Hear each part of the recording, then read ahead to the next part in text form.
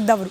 ಅಂಥ ಒಬ್ಬ ನಾಯಕನನ್ನು ಭಾರತ ಕಾಣ್ತು, ಹಾಗೆ ಅಂಥ ಒಬ್ಬ ನಾಯಕನ ನೇತೃತ್ವದಲ್ಲಿ ದೇಶ ಮುನ್ನಡೆಯಿತು ಅನ್ನೋದನ್ನು ಸ್ಮರಿಸ್ತಾ ಇದ್ರು ಸಿದ್ಧಲಿಂಗ ಶ್ರೀಗಳು. ತಮ್ಮ ದೃಶ್ಯದಲ್ಲಿ ಗಮನಿಸ್ತಾ ಇದ್ದೀರಿ, ರಾಹುಲ್ ಗಾಂಧಿ ಆದಿಯಾಗಿ ಗಾಂಧಿ ಪರಿವಾರದ ಪ್ರಮುಖರು ಇದೀಗ ಡಾಕ್ಟರ್ ಮನಮೋಹನ್ ಸಿಂಗ್ ಅವರ ಅಂತಿಮ ದರ್ಶನವನ್ನು ಪಡೆದುಕೊಂಡಿದ್ದಾರೆ. ರಾಜಕೀಯ ಅಂದಮೇಲೆ ಟೀಕೆ ಟಿಪ್ಪಣಿಗಳು ಕೂಡ ಒಂದು ರೀತಿಯಲ್ಲಿ ಜೊತೆಯಲ್ಲೇ ಸಾಗುವಂಥದ್ದು. ರಬ್ಬರ್ ಸ್ಟ್ಯಾಂಪ್ ಅಂತ ಹೇಳಿ ಕರಿತಾ ಇದ್ರು, ಛೇಡಿಸ್ತಾ ಇದ್ರು ವಿರೋಧ ಪಕ್ಷದ ಸ್ಥಾನದಲ್ಲಿದ್ದವರು ಮನಮೋಹನ್ ಸಿಂಗ್ ಅವರನ್ನು. ಕಾಂಗ್ರೆಸ್ನ ಹೈಕಮಾಂಡನ ಅಣತಿಯಂತೆ ನಡೆಯುವವರು ಮನಮೋಹನ್ ಸಿಂಗ್ ಅನ್ನೋ ಟೀಕೆ ಕೂಡ ಆಗಿಂದಾಗೆ ಕೇಳೋಕ್ಕೆ ಸಿಗ್ತಾ ಇತ್ತು. ಆದರೆ ಆರ್ಥಿಕ ನೀತಿಗಳ ವಿಚಾರಕ್ಕೆ ಸಂಬಂಧಪಟ್ಟಂತೆ ಡಾಕ್ಟರ್ ಮನಮೋಹನ್ ಸಿಂಗ್ ಅವರು ಕೈಗೊಂಡ ಕೆಲವೊಂದಷ್ಟು ನಿರ್ಧಾರಗಳು, ವೈಯಕ್ತಿಕವಾಗಿ ಅವರಿಗಿದ್ದಂತಹ ದೂರದೃಷ್ಟಿ, ಇದೆಲ್ಲವೂ ಕೂಡ ದೇಶಕ್ಕೆ ಅತ್ಯಂತ ಆರ್ಥಿಕ ಸಬಲತೆಯನ್ನು ತಂದುಕೊಡುವ ನಿಟ್ಟಿನಲ್ಲಿ ಪ್ರಮುಖ ಪಾತ್ರವನ್ನು ವಹಿಸಿತ್ತು ಅನ್ನೋದು ಇಲ್ಲಿ ಸ್ಮರಣಾರ್ಹ. ವಯೋಸಹಜ ಕಾಯಿಲೆಯಿಂದ ಬಳಲ್ತಾ ಇದ್ರು ಡಾಕ್ಟರ್ ಸಿಂಗ್. ಕಳೆದ ಅನೇಕ ದಿನಗಳಿಂದ ಚಿಕಿತ್ಸೆಗೆ ಒಳಗಾಗಿದ್ರು. ಆದರೆ ನಿನ್ನೆ ರಾತ್ರಿ ಚಿಕಿತ್ಸೆ ಫಲಕಾರಿಯಾಗಲಿಲ್ಲ. ಅವರನ್ನು ಉಳಿಸ್ಕೊಳ್ಳುವ ಪ್ರಯತ್ನ ವೈದ್ಯರೇನು ಮಾಡ್ತಾಯಿದ್ರು ಅದು ವಿಫಲವಾಯಿತು. ನನಗೆ ಸುಮಾರು 9:30-9:45 ಸಂದರ್ಭದಲ್ಲಿ ಮನಮೋಹನ್ ಸಿಂಗ್ ಅವರ ಅಂತಿಮ ಉಸಿರು. ಇದೀಗ ಇವತ್ತು ಬೆಳಗಿನಿಂದಲೂ ಕೂಡ ಅವರ ನಿವಾಸದಲ್ಲಿ ಪಾರ್ಥಿವ ಶರೀರದ ಅಂತಿಮ ದರ್ಶನದ ವ್ಯವಸ್ಥೆ ಆಗ್ತಿರೋದನ್ನು ನಾವು ಗಮನಿಸ್ತಾ ಇದ್ದೇವೆ. ಇನ್ನು ಡಾಕ್ಟರ್ ಮನಮೋಹನ್ ಸಿಂಗ್ ಅವರ ಗೌರವಾರ್ಥವಾಗಿ ಶೋಕಾಚರಣೆ 7 ದಿನಗಳ ಕಾಲ, ಹಾಗೆ ಇವತ್ತು ಸರ್ಕಾರಿ ರಜೆಯನ್ನು ಕೂಡ ಘೋಷಣೆ ಮಾಡಲಾಗಿದೆ. ಇನ್ನು ಪ್ರಧಾನಿ ನರೇಂದ್ರ ಮೋದಿ ಅವರು ಕೂಡ ಡಾಕ್ಟರ್ ಸಿಂಗ್ ಅವರನ್ನು ಸ್ಮರಿಸಿ ಒಂದಷ್ಟು ಮಾತುಗಳನ್ನು ಆಡ್ತಿದ್ದನ್ನು ನಾವು ಗಮನಿಸ್ತಾ ಇದ್ವಿ. ಅದರಲ್ಲೂ ಬಹಳ ಪ್ರಮುಖವಾಗಿ ಕೇವಲ ಆರ್ಥಿಕ ವ್ಯವಸ್ಥೆಯ ಸುಧಾರಣೆ ಮಾತ್ರವಲ್ಲ, ದೇಶ ಆರ್ಥಿಕವಾಗಿ ಸದೃಢವಾಗಿರಬೇಕು ಅಂದರೆ ಜನರ ಆರೋಗ್ಯ ಸ್ಥಿತಿಗತಿಗಳು ಸರಿಯಾಗಿರಬೇಕು.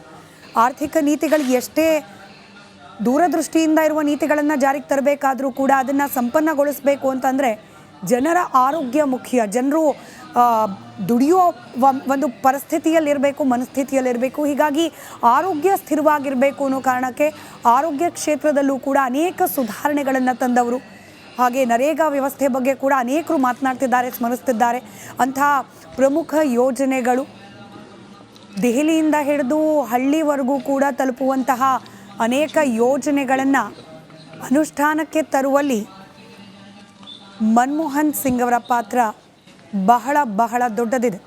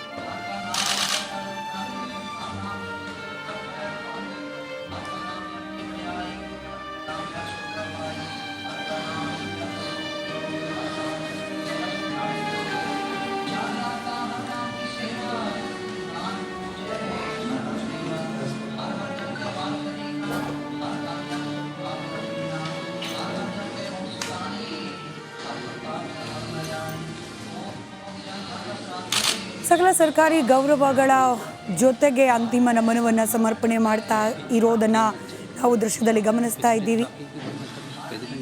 ದೇಶದ ಪ್ರಧಾನಿಯಾಗಿದ್ದ ಮನಮೋಹನ್ ಸಿಂಗ್ ಅವರು ತಮ್ಮ ಅಧಿಕಾರದ ಅವಧಿಯಲ್ಲಿ ಕೇವಲ ಪ್ರಧಾನಿಯಾಗಿದ್ದಾಗ ಮಾತ್ರವಲ್ಲ, ಸಚಿವರಾಗಿದ್ದ ಸಂದರ್ಭದಲ್ಲೂ ಕೂಡ ಅವರು ತಮ್ಮ ಇಲಾಖೆಗೆ ಸಂಬಂಧಪಟ್ಟಂತೆ ತಂದ ಅನೇಕ ಸುಧಾರಣೆಯ ನೀತಿಗಳು ಅದನ್ನಿವತ್ತು ದೇಶದಾದ್ಯಂತ ಮಗದೊಮ್ಮೆ ಸ್ಮರಿಸುವಂತಹ ಪ್ರಸಂಗ. ಭಾರತ ಜಾಗತಿಕ ಮಟ್ಟದಲ್ಲಿ ಗುರುತಿಸಿಕೊಳ್ಳುವ ನಿಟ್ಟಿನಲ್ಲಿ ಹಾಗೆ ಜಾಗತಿಕ ಮಟ್ಟದಲ್ಲಿ ನಡೀತಾ ಇರತಕ್ಕಂತಹ ಒಂದು ರೀತಿಯ ಸ್ಪರ್ಧೆ, ಅದರಲ್ಲಿ ಭಾರತ ಕೂಡ ಹೆಜ್ಜೆಯನ್ನು ಇಡುವಲ್ಲಿ ಮನಮೋಹನ್ ಸಿಂಗ್ ಅವರ ಪಾತ್ರ ಬಹಳ ದೊಡ್ಡದು. ಇನ್ನು ರಿಪಬ್ಲಿಕ್ ಕನ್ನಡದ ಸ್ಕ್ರೀನ್ನ ಮೇಲೆ ನೀವು ಗಮನಿಸ್ತಾ ಇದ್ದೀರಿ ಮನಮೋಹನ್ ಸಿಂಗ್ ಅವರ ಅನೇಕ ಸ್ಮರಣಾರ್ಹ ಭಾವಚಿತ್ರಗಳು, ಫೋಟೋಗಳನ್ನು ಸ್ಕ್ರಾಲಿಂಗ್ನಲ್ಲಿ ಗಮನಿಸ್ತಾ ಇದ್ದೀರಿ. ಹಾಗೆ ಮನಮೋಹನ್ ಸಿಂಗ್ ಅವರ ರಾಜಕೀಯ ಜೀವನದ ಅತಿ ದೊಡ್ಡ ಹೆಜ್ಜೆ ಗುರುತುಗಳು, ಅದನ್ನು ಗ್ರಿಡ್ ಅಂತ ಕರಿತೀವಿ, ಸ್ಕ್ರೀನ್ನ ಕೆಳಭಾಗದಲ್ಲಿ ಅದನ್ನು ಗಮನಿಸ್ತಾ ಇದ್ದೀರಿ. ಹಾಗೆ ದೃಶ್ಯಗಳಲ್ಲಿ ಮನಮೋಹನ್ ಸಿಂಗ್ ಅವರಿಗೆ ಅಂತಿಮ ನಮನವನ್ನು ಸಲ್ಲಿಸಲಿಕ್ಕೆ ಅನೇಕ ರಾಜಕಾರಣಿಗಳು, ಬೇರೆ ಬೇರೆ ಕ್ಷೇತ್ರದ ಗಣ್ಯರು ಆಗಮಿಸುತ್ತಿದ್ದಾರೆ. ಅದರ ನಿರಂತರ ನೇರ ಪ್ರಸಾರವನ್ನು ಕೂಡ ನೀವು ಸ್ಕ್ರೀನ್ನ ಮೇಲೆ ಗಮನಿಸ್ತಾ ಇದ್ದೀರಿ.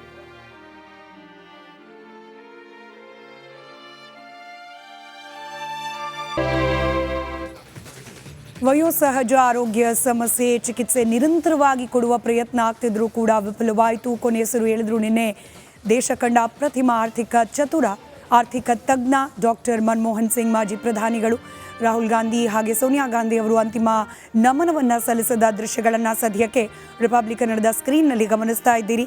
ಇನ್ನು ಮನಮೋಹನ್ ಸಿಂಗ್ ಅವರ ಕೊಡುಗೆ ಬಗ್ಗೆ ಅನೇಕರು ಪ್ರಸ್ತಾಪ ಮಾಡ್ತಿದ್ದಾರೆ, ಸ್ಮರಿಸ್ತಿದ್ದಾರೆ. ರಾಜಕಾರಣಿಗಳು ಕೂಡ ಪಕ್ಷಾತೀತವಾಗಿ ಇವತ್ತು ಮುಕ್ತ ಕಂಠರಾಗಿ ಡಾಕ್ಟರ್ ಮನಮೋಹನ್ ಸಿಂಗ್ ಅವರ ರಾಜಕೀಯ ಕೊಡುಗೆಗಳ ಬಗ್ಗೆ ಮಾತನಾಡ್ತಾ ಇದ್ದಾರೆ. ಇದೀಗ ರಿಪಬ್ಲಿಕ್ ಕನ್ನಡದ ಜೊತೆಯಲ್ಲಿ ಸಂಪರ್ಕದಲ್ಲಿದ್ದಾರೆ ಹಿರಿಯ ಪತ್ರಕರ್ತರು, ರಾಜಕೀಯ ವಿಶ್ಲೇಷಕರಾದ ಸಮೀವುಲ್ಲಾ ಅವರು. ಸಮೀವುಲ್ಲಾ ಸರ್, ಈಗಷ್ಟೇ ನಾವು ಸಿದ್ಧಲಿಂಗ ಶ್ರೀಗಳ ಹೇಳಿಕೆಯನ್ನು ಗಮನಿಸ್ತಾ ಇದ್ವಿ. LPG ಬಗ್ಗೆ ಮಾತನಾಡ್ತಾ ಇದ್ರು.